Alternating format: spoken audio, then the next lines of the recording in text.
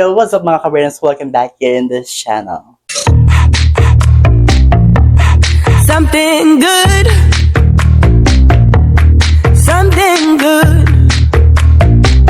Hi there mga kabarnians. You know what? My smile is very legit right now. It is because I am so happy that finally my monetization in this channel was finally back. As we all know that few months ago, this channel was suspended. That is why you observe that there's no ads running. But today, I'll be keep moving. I'll be back again to this business that I'll be uploading videos every day.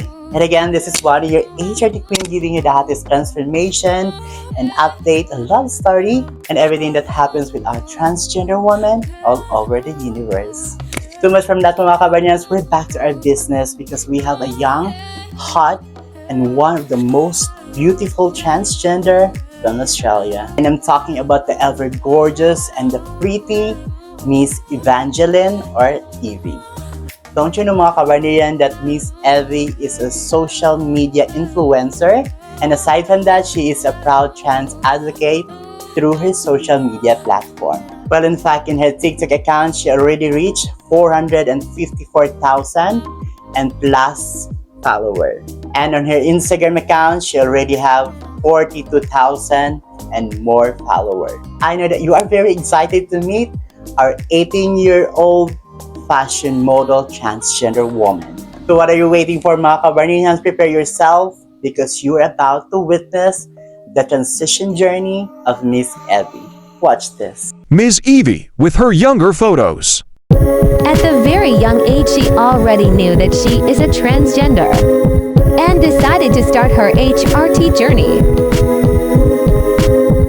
Through her social media platform, she influenced a lot of young transgender to carefully choose their decisions in life. Currently, she enjoyed her life achieving her dreams and doing what she wants to do in life.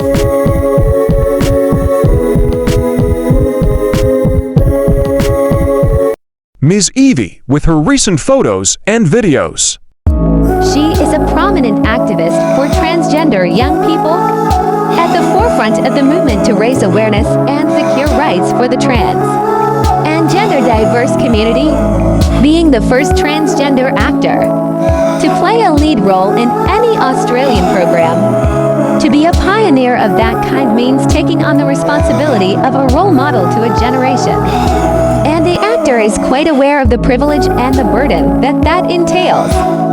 She lauds the influence of both of her parents in assisting her journey, both professional and personal, and acknowledges the challenges they've faced. Both my parents have been so supportive and helpful when I transitioned.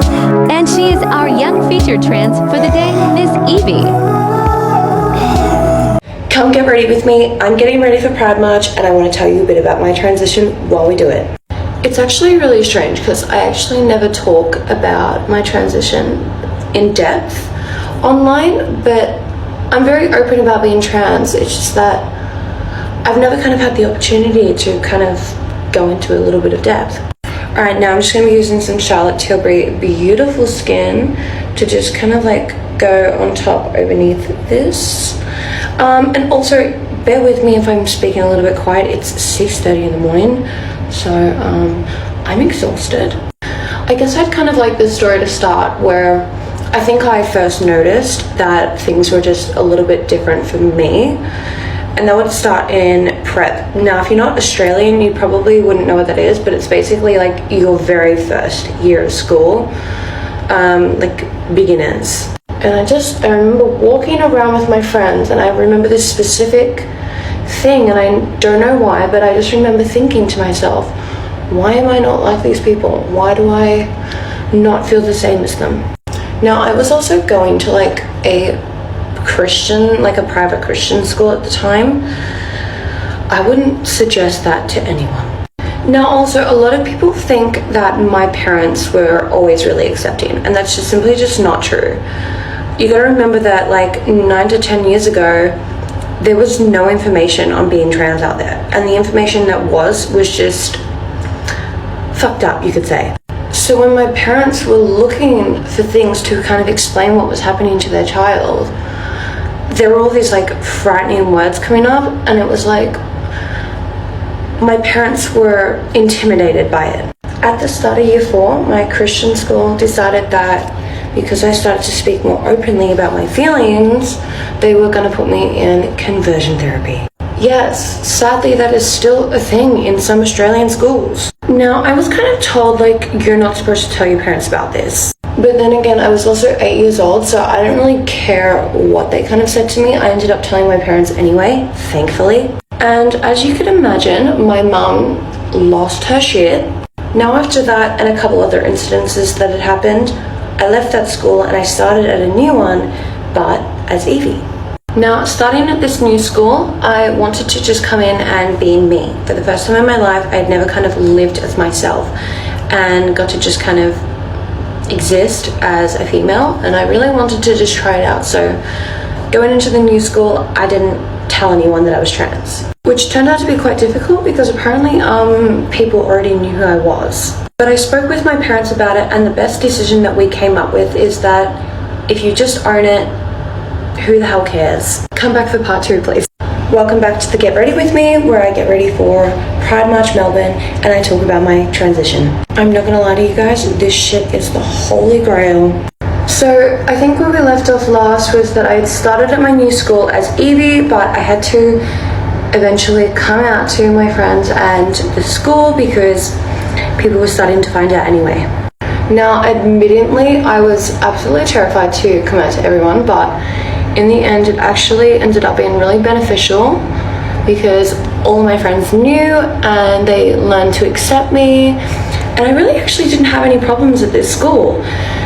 It was high school that sucked. Now, because we're gonna have to go at a more of a faster pace, I'm gonna go and jump ahead a little bit and talk to you about high school. Now, obviously, my parents really wanted me to go to a school that was gonna be LGBT friendly, and that's why we kind of picked the high school that we did, but it just didn't end up being LGBT friendly.